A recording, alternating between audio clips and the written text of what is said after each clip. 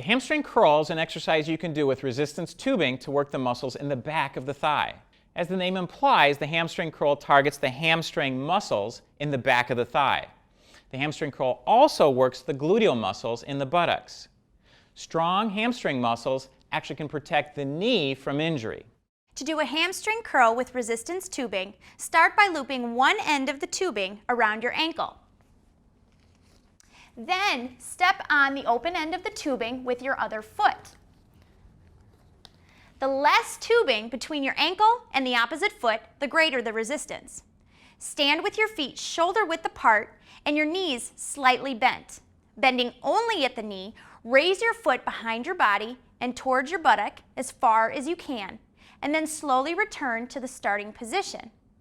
You'll feel tension in the muscles in your legs and buttocks. When you're doing hamstring curls, you might want to place your opposite hand on a wall for support.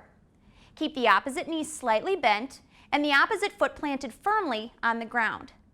Keep your back in a stable, neutral position and keep your abdominal muscles nice and tight. For most people, one set of 12 to 15 repetitions is adequate. For best results, remember to keep your movements smooth and controlled.